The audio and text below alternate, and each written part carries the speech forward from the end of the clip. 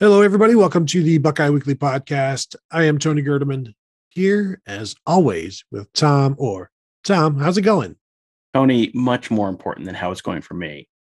How is it going for you? Well, Tom, gosh, I was not prepared for this. I should have come up with something. How is it going for me? Um, I took a dog out today, walked the dog, and Tom, don't ever put pressure on me like this again. I can't handle it. Have you seen Encanto yet with the kids? I don't know what that is, so no. It's like a Disney Plus movie. It's like a really emotional Disney movie. No, I have not. I've not spent a lot of time watching Disney Plus. I just do podcasts. That's all I do all day. I just sit and do Because podcasts. I heard what a lot of that movie is about is like stop putting pressure on people. Hmm. So maybe you should watch it. Hmm. More importantly, Tom, how's it going? It's good. I didn't have to shovel a driveway today, so that's a real positive. That's really the dividing line between good days and bad days these days. So yeah, didn't have to shovel any snow today. So perfect. I put a poll out on Twitter the other day saying, "Hey, please only reply to this if you are a meteorologist. How many more times am I going to have to shovel snow this year?" And the 3+ won by like it was like half of the vote. I said one more time, like uh, maybe two more times, or 3+. And I think a lot of people don't realize that I live in Columbus. Like we shouldn't be snowing. We shouldn't be shoveling three more times. We shouldn't be shoveling 4 times a year. I think that's a bit much. So I don't never trust a meteorologist, Tom. That's what I'm saying. I think your big mistake there was not saying only answer this if you're a philosopher, because a philosopher understands the concept of free will. How many times do you have to shovel? Never. You never have to shovel. You have your own free will, and eventually the snow is going to melt. So as long as it could snow 2 feet, and as long as you're okay with getting stuck in the snow and having to rev the engine and go 45 miles an hour out of your garage to bust through the snowbanks, like, yeah, you never have to shovel. So I think the people who answered that question are extremely wrong. And, in an unprecedented turn of events, meteorologists, incorrect. I can't believe it either. Tom, I would counter by saying your philosopher example is certainly not married and is not told by their wife to, hey, go shovel. Because then free will. that's a funny thought, Tom. Anyway, it's time to get the show started. We are talking about Michigan football today because we do that every once in a while. Generally do it on Mondays, but it just didn't work out this time, and that's fine. Don't hold it against us. The NFL deadline is come and gone, and so we are looking at. A lot of people want to know, who is Michigan bringing back. We're going to tell you. That's what we're here for. We're going to go through and say, hey, who's coming back? Who's gone? What does that mean for the Buckeyes? Does that mean Michigan might choose to, I don't know, Tom, cancel the game in 2022 again? Who's to say? I don't know how that's going to go, but we'll run through their losses and their keeps and some of their additions as well. So let's get started, Tom, because this might be the most important position of all, and it's the Michigan quarterback, where they bring both guys back, and I don't know if that's a good thing. And it's Cade McNamara is the starter, JJ McCarthy is the backup. The 5-star golden child JJ McCarthy came in throughout the season and showed promise, made some mistakes as you would expect from a true freshman, but the redshirt sophomore Cade McNamara also made mistakes, got the team to the playoffs, but we've been saying it and saying it and saying it. How are they going to make this work with both of them next year? Well, I think I'm going to answer that. I'm going to answer your question with a question. Tony, what are the odds that both of these gentlemen are on the Michigan roster at the end of in time for Michigan's bowl game in 2022? What are the odds that both of these gentlemen are on the roster and healthy and playing at the end of next year? 15%. I mean, I don't think it's high at all, because both believe they should be playing, and I don't know that I disagree with them.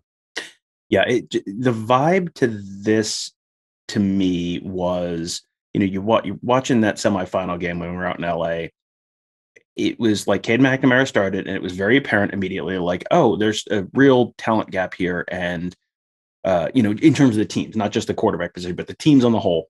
And you're going to need a mobile guy, or Cade McNamara is literally going to die on the football field under a pile of Georgia defenders. So the second half was an awful lot of JJ McCarthy. I don't know the exact snap counts, but it felt like about the last quarter and a half, it was just all JJ McCarthy. And it reminded me a lot of the 2008 USC Ohio State game out in LA, where Todd Beckman started, and it was immediately very apparent, like, oh, Ohio State is going to die terribly tonight. I see. Okay, it is going to be one of those games. Okay, because the other team is far better at football than they are. Okay. And the only real solution was, well, we're going to put in this true freshman who's not ready yet, but just kind of going to have to, like, he is going to be able to maybe do some stuff and work some magic and, make something happen, because, like, the standard, like, well, we are going to play our normal football and you are going to play your normal football is not going to work out. That's kind of what that felt like to me. And the week after that, Terrell Pryor took over as a starter full-time against Troy and held the job from there. It feels like that may be what's going to happen here with Cade McNamara and JJ McCarthy. That, JJ McCarthy has a much higher ceiling than Cade McNamara. McNamara had the, advantage of being a veteran last year, while McCarthy was a true freshman. It just feels like kind of that's sort of where this is headed. And, does that mean that McNamara, that McCarthy passes him in fall camp and then McNamara transfers before the season, or does he stick it out, or do they go into the season trying to sort of split the baby? And, we'll just have McNamara, kind of do what you did this year, and McCarthy will play some too. And then you get halfway through the season and it becomes apparent that one or the other is a better option. But it doesn't feel like both of those guys being on the roster moving forward is going to be a super sustainable thing. Because, at some point it turns into Joe Germain and Stanley Jackson, and it just, you're yanking guys in the middle of drives, and it just doesn't really work. I will see your 2008 and raise you a decade and take you back to spring of 2018, where it was Dwayne Haskins and Joe Burrow. And at the end, Joe Burrow wanted to know, am I the starter? And if you can't tell me I'm the starter, then I'm going to go. And I could absolutely see JJ McCarthy doing that same thing, or Cade McNamara, where I need to know. And if not, then I can go to LSU. And I think either of these guys can go to LSU at this point and play. But I also think if you're Jim Harbaugh, assuming Jim Harbaugh is still there, and it's been interesting to watch the fluctuation of experts and reporters who cover them saying, well, it's 60-40 each way, depending on the day in terms of whether he's staying or leaving. But Michigan, Jim Harbaugh got a firsthand look at Stetson Bennett, and they saw Stetson Bennett go and win a national championship. There are people who compare Cade McNamara and Stetson Bennett in terms of these guys aren't good enough to win you a national championship. Well, everybody just saw Stetson Bennett win it. And so does that convince Jim Harbaugh, like, well, all we need is our elite defense that we obviously have, and we're good? Or do you side with the potential of JJ McCarthy? And again, it sounds silly to say, but also, Tom, let's go to Georgia, where you had Jake Fromm lead the Bulldogs to the national title game as a true freshman. And so they had to stick with them. What did they lose? They lost Justin Fields. Yeah, that's I think a concern you have to have, where you don't want to be, you don't want to be the school that lost Joe Burrow, but you also don't want to be the school that lost Justin Fields. And, it's all well and good to say, well, Stetson Bennett won the national championship. I mean, Michigan fans literally just saw their defense on the same field as Georgia's defense. So if you really need me to draw you a diagram, explaining the difference between those two defenses, I mean, I can do it, but also please remember that your defense this year was pretty good.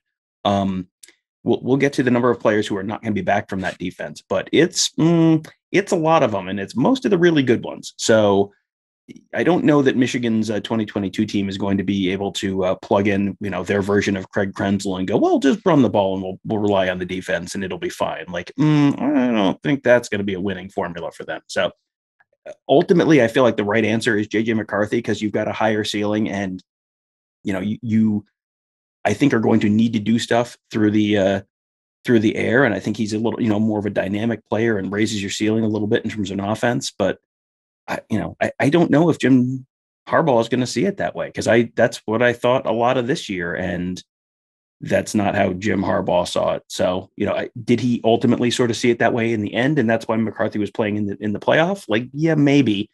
But, is he going to be willing to tell Cade, if Cade McNamara comes and says, am I the starter? Is he going to be able to say, no, and I know that means you're going to leave, and that's okay, and I understand? Like, is he going to be willing to do that?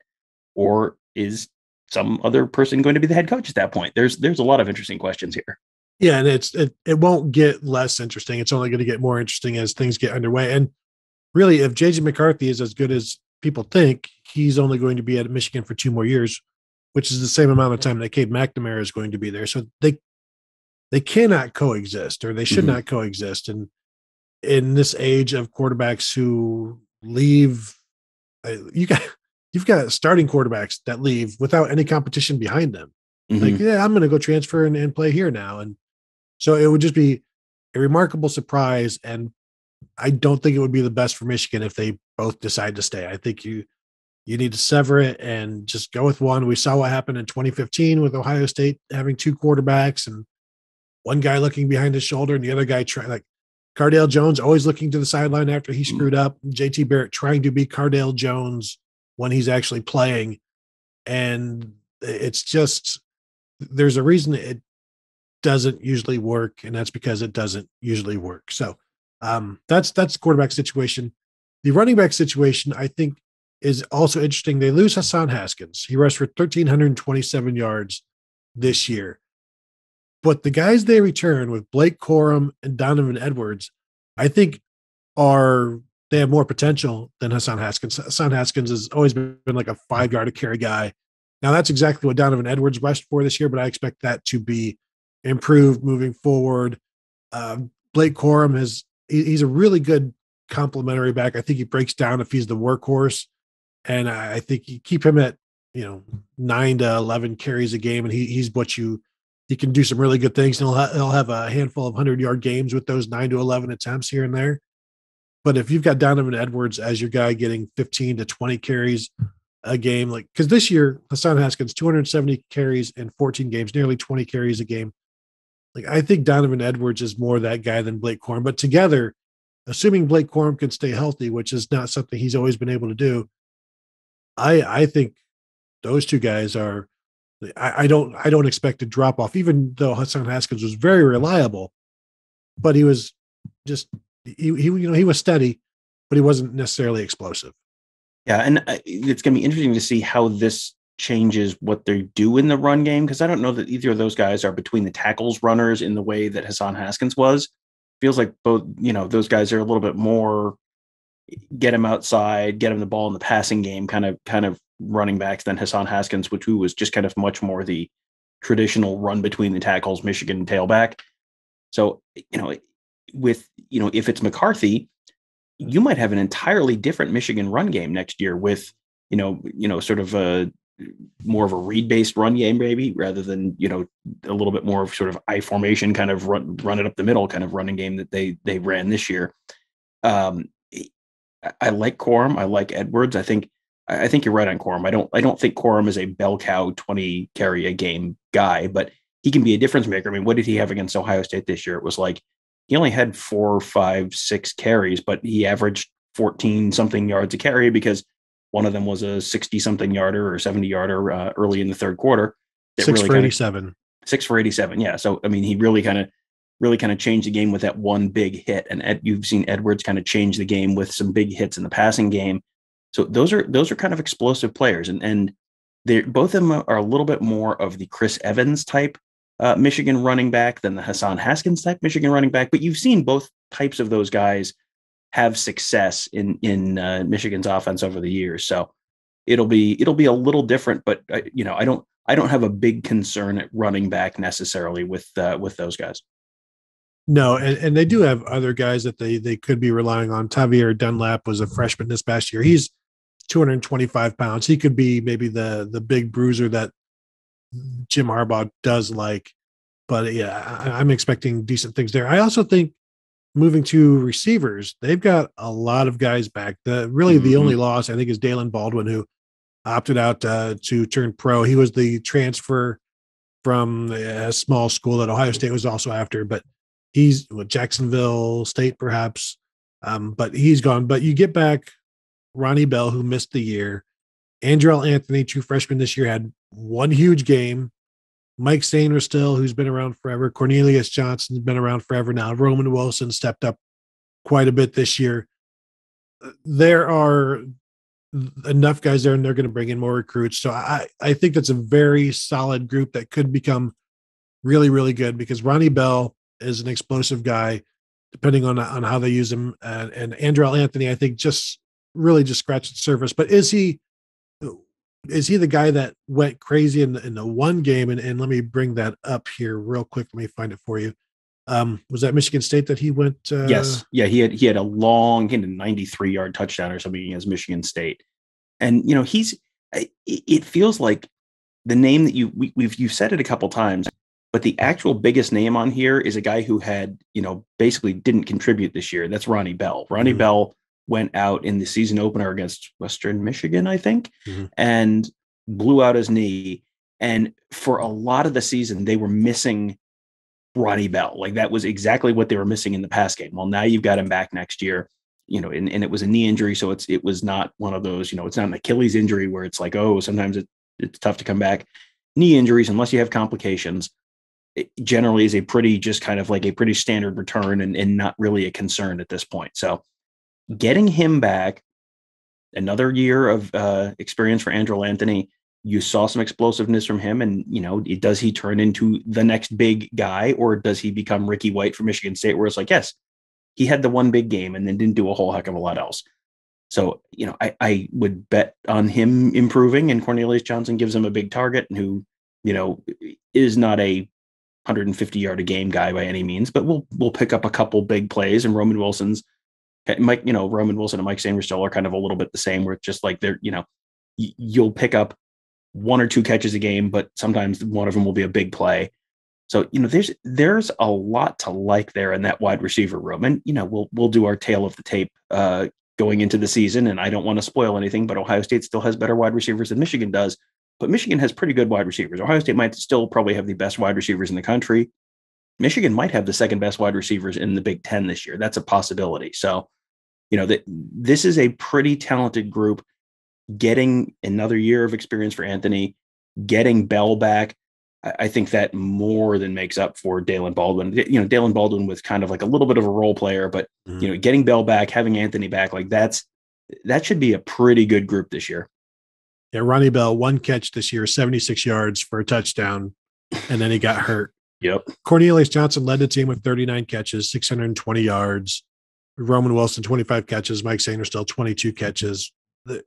The interesting thing is, like, they would go games where they only get one or two targets, and they may make something out of that. They may not. You never know which of the guys it's going to be. And I think you don't really know who to rely on, who to trust necessarily. And, maybe that's something, if you have JJ McCarthy, maybe you're throwing the ball a little bit more and everybody's numbers are a little bit better, and you start to find some guys that you like. But it's interesting. Donovan Edwards, sixth on the team with 20 catches, but that's a freshman running back catching the ball 20 times. Now, I think 10 of those came in one game, but still, like, he was a pretty popular target at the end. And they've got, I think they're all just complimentary guys, except for Ronnie Bell, who might be who's more than complimentary, provided he stays healthy. Because he's gotten better over the years. He was mainly just good as a slot receiver, couldn't necessarily stand out as an outside guy, but averaged 76 yards a catch last year. That's hard to argue against. That is hard to argue against. And that was such a, I remember watching that game where he blew out his knee. It's such a bummer, because he's a guy who has had the career with some ups and downs. He had a big drop against Penn State a couple of years ago. And it's just like the guys who stick it out and you want to see them succeed. You want to see this kind of payoff for guys. And that was just such a bummer to just the start of the season. It was like big play, like, oh man, here comes Ronnie Bell's year. And then boom, it's over immediately. Josh Proctor had a little bit of that going on for Ohio State as well. Like you hate to see those guys who've been around for a while lose that year. So yeah, it's going to be good to see him back and see what he can do with. I'm going to say this again. I feel like this might be a very different Michigan offense this coming season than it was the past year. Well, the potential is there. It's just up to Jim Harbaugh or perhaps Matt Campbell to make it so. That's another interesting thing. Tom, say somebody new comes in to take over as head coach. For one, like how many people are leaving, how many players are leaving, but like, can you imagine a head coach coming in and like not giving JJ McCarthy the job? Or is this one of those things where you're like, I need the surest thing. I don't need the most potential. I just need I need my 9 or 10 wins in my year one. I need my security blanket of Cade McNamara.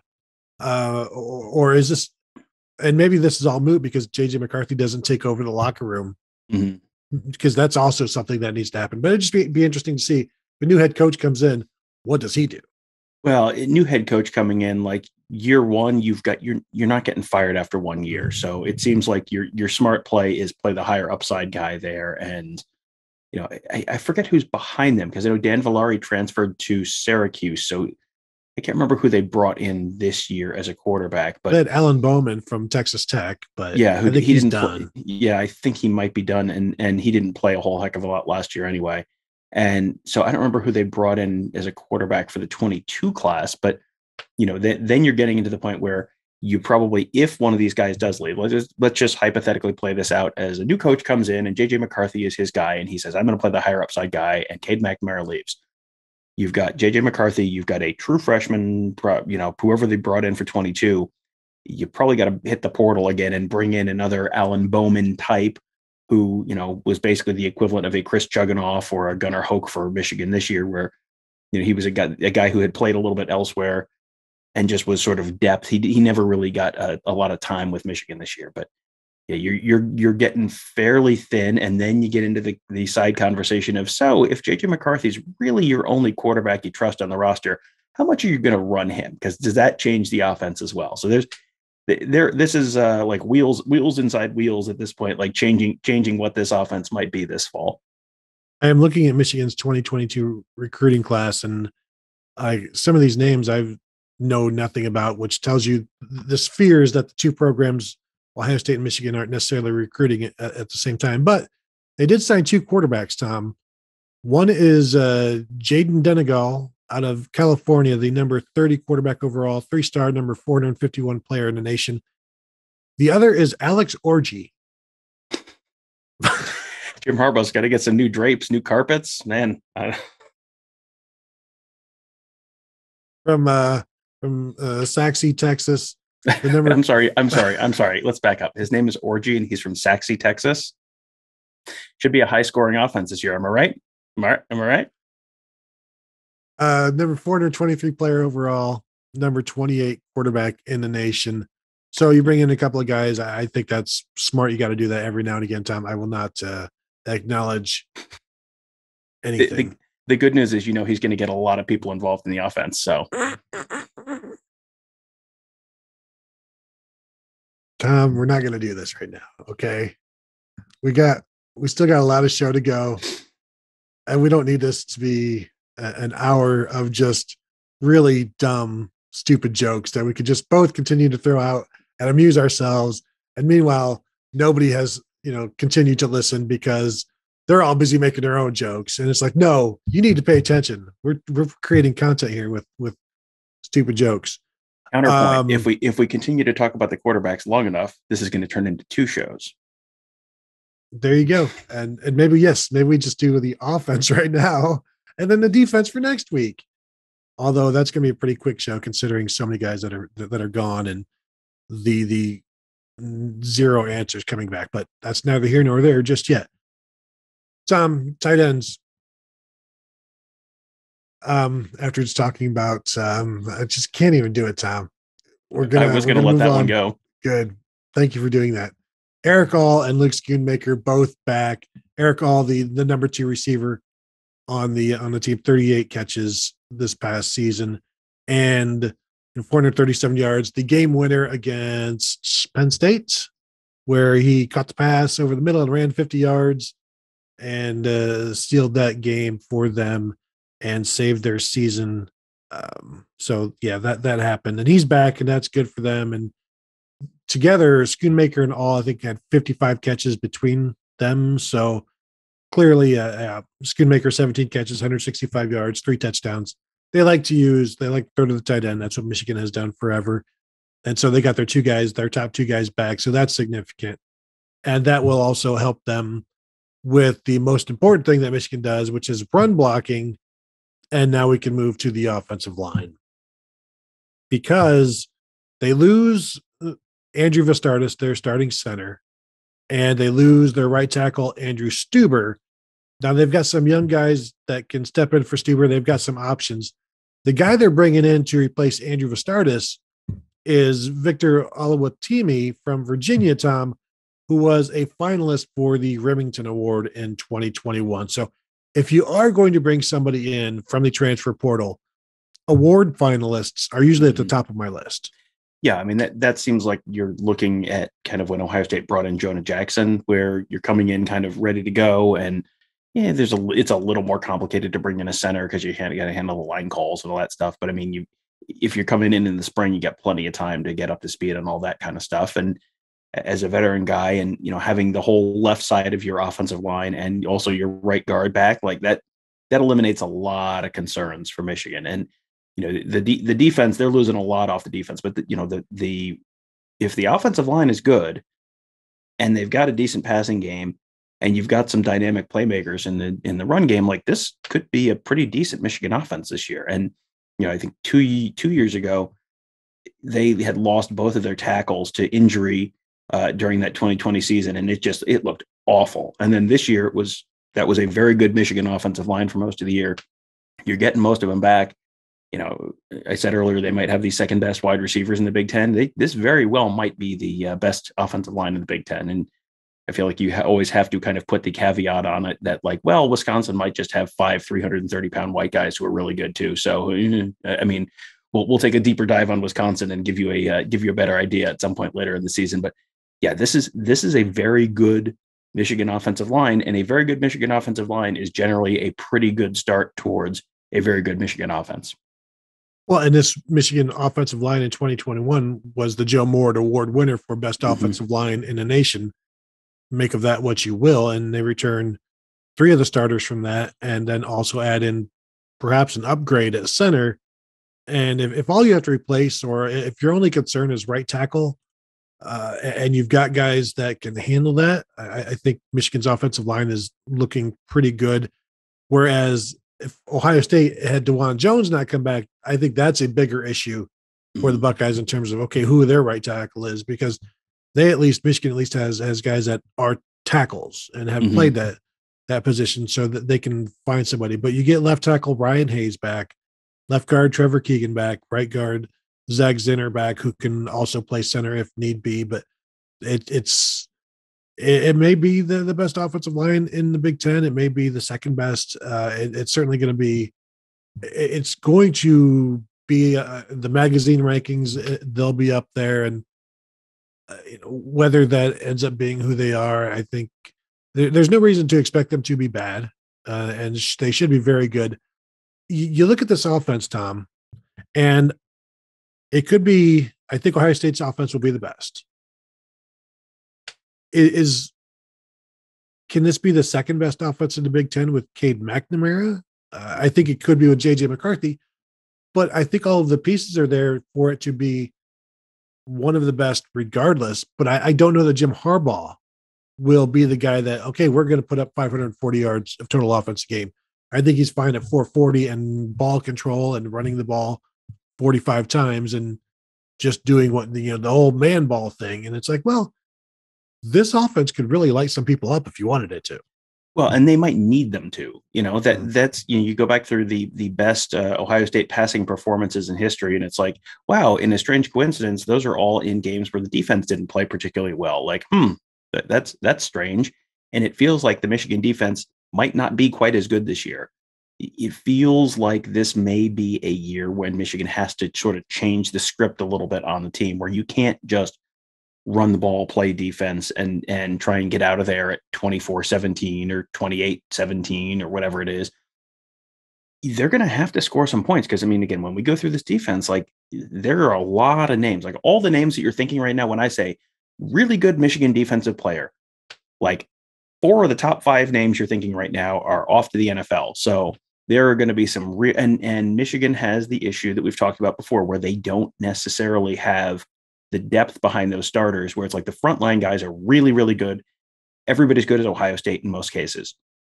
But then the second team guys are like, well, they start running out of 5 stars a lot faster than Ohio State does.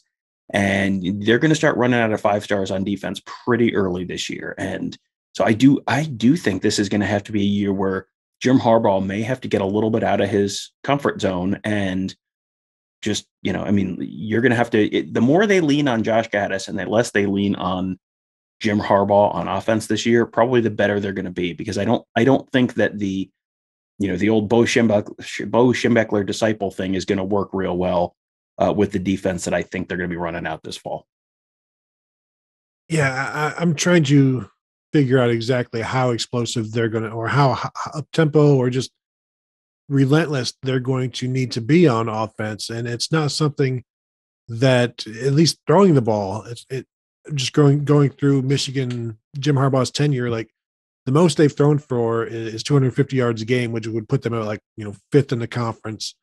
In terms of then total offense, just looking through here, I know this year helped that they were number 1 in the conference in running the ball, but in terms of, they were number 3 in total offense at 443 this year in the Big Ten. And I'm going to just assume, as I scroll through here real quickly, that's probably going to be their high water mark of 443. And, even with the Shea Patterson days, they 419 in 2018.